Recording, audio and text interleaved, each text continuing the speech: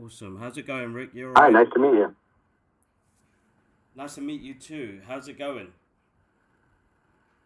Doing great.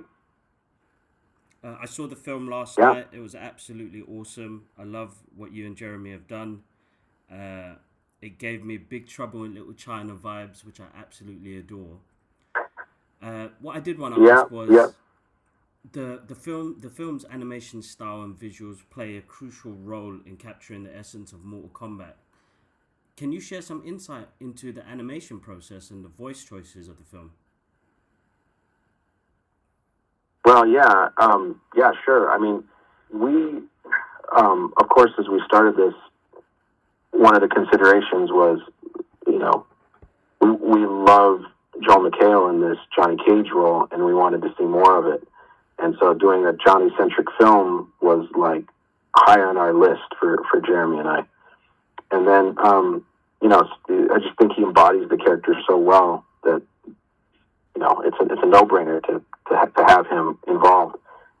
And then, as it became sort of clear this is an 80s kind of throwback film, and how far we were going to lean into that, we wanted to get some voice talent that would help sort of sell that, and I think Jennifer Grey playing Jennifer Grey, I didn't think that we'd be able to get her to do it, but she was so game, and I just think it's hilarious that we have Jennifer Grey as herself in this film in the 80s, and we turn her into a demon and kill her off. Absolutely It amuses awesome. me. It was awesome. It went Um, and, down. and- yeah, and then as far as the design style, I just wanted something that in the animation look, I just wanted something that felt very 80s. And to me, there's nothing embodies that style more than the work of Patrick Nagel. So Hmm. we were heavily referencing his stuff and trying to achieve a look that was in that vein for this. And you know, uh, Johnny Cage with a mullet is my own. I think for me it really works. No, it did, and it shows very well. It shows very well, and the little kickbacks to the 80s. I'm an 80s baby, so it put a smile on my face as I was watching it.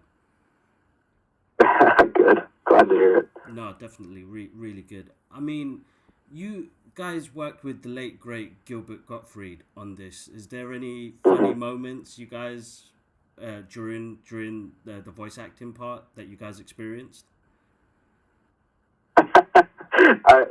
Well, yeah, he was such a great guy, and actually a lot more soft spoken than you would imagine if all you know is Iago. Um, but we got into the record, and he's a foul mouth agent in this, and he's dropping f bombs left and I think, Gilbert was like, so am I really saying all these, F words? And I'm like, yep, yep. And can I add more? Like, do what feels right to you. And that was a lot of fun to witness. He just went for it, and yeah, I think he had fun doing it. Oh, it's amazing, and as soon as I got into it and heard that familiar voice, and then got into it even more, it cracked me up all the way through. So, absolutely amazing casting on that note. With the Mortal Kombat franchise, you've got like a dedicated, passionate fan base. How did you ensure that the Hmm. film would respect the source material and offer some fresh perspective for new fans? Well, I mean, we're well aware of the fan base for this thing, and I think we like this stuff ourselves, and we're fans of it, and we want to treat it with respect, Mm. and but also, I I I just feel that at a certain point you want to see something different as well, and that there's room for that in this franchise, that we can sort of stretch a little bit and tell different stories and different genres of film, and I just, we didn't stray too far from the history of Johnny Cage with this. Mm-hmm. We always go back to the source material, and we rely on NetherRealm too. Yes. To sort of keep us in check, to make sure that we're being respectful and that we're, treating this stuff the way. So, there's some tweaks. There's some Easter eggs as well, and also, we got to bring in some lesser seen, lesser known characters mm-hmm. that I think Mortal Kombat fans might appreciate, and it's just a lot of good fun. We're not looking to sort of we want to honor these characters in this franchise as best we can, and still stay fresh with it. No, you did. It's an amazing job, and bringing in like some of the Easter eggs and some of the new characters that people are going to see. I think the audience are going to absolutely enjoy that. My last question was regarding with the brutal combat scenes in Mortal Kombat. How did you approach choreographing and directing these sequences to make it stand out in the film? Yeah, well, yeah. I mean, for that stuff, we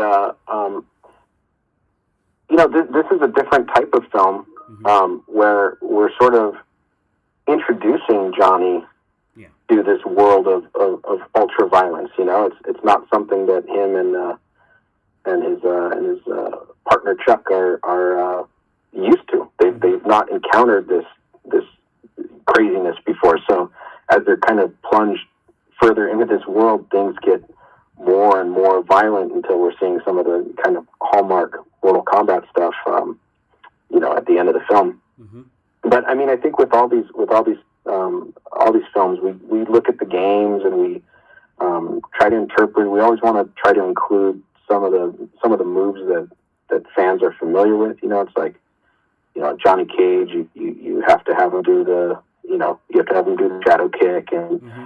Like that stuff in there at some point. And we embrace it. It's not like we want to downplay that stuff in any way. It's like we have a world where guys shoot fireballs and teleport from here to there, and it's like, and that's cool. That's our world, and we want to go ahead and let those characters use their powers and use them frequently, and have fun with it.